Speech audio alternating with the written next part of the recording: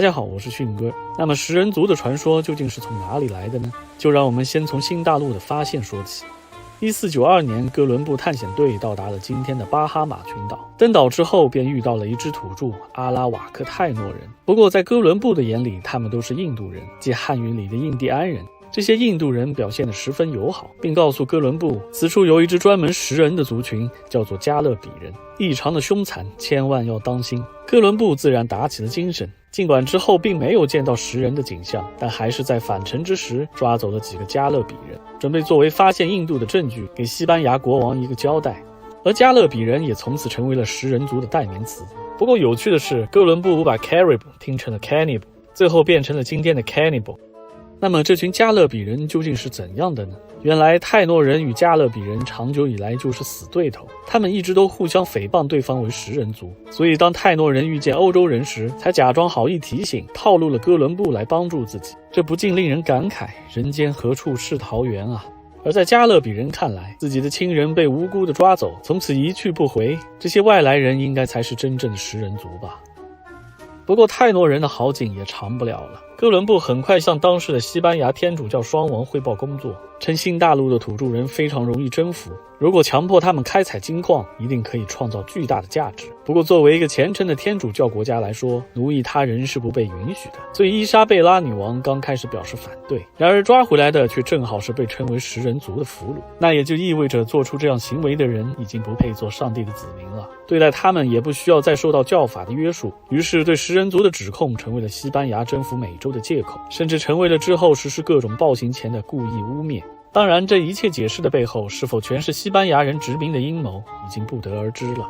与此同时，哥伦布的船员们也开始将自己遇见食人族的历险故事配上臆想出的惊悚画面，给民间创作带来了博人眼球的优秀题材。这似乎与我们今天用食人族来炒作游记和旅游业没有什么本质的区别。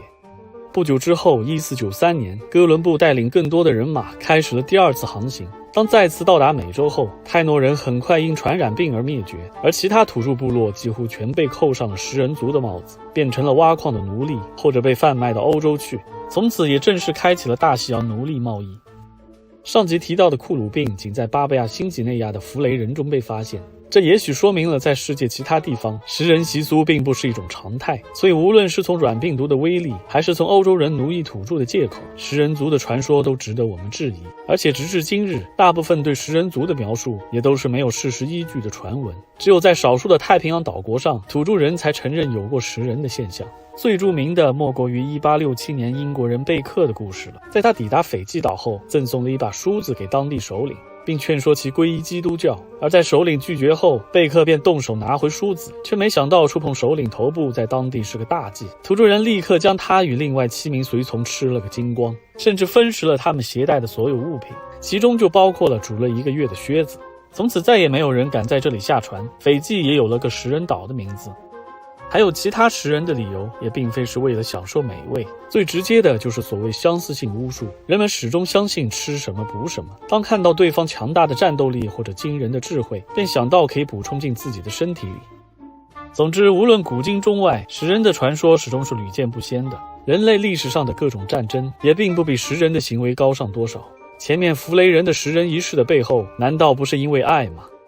到此故事还没有结束。早先科学家在研究那些没有得病的弗雷人身上，发现了一种专门对抗库鲁病的127V基因突变，而近年来又有研究表明，这种基因在世界范围内广泛分布。也就是说，在食物匮乏的冰河时期，饥不择食的人类可能普遍存在着相食的行为，所以才筛选出了这样的基因，甚至还联系到了尼安德特人灭绝的原因。今天的考古证据显示，许多他们的头骨上都有被切割过的痕迹，与人类宰杀猎物的手法类似。这也意味着他们可能也存在过相食的行为，但却没能像我们一样演化出类似的基因突变，从而全军覆没。虽然这些推论还存在着不少质疑，但如果真的是这样，那人类历史上最不堪回首的篇章是否即将被揭开呢？是谁吃了我，我又吃了谁？欢迎转发和留言，我们下期再见。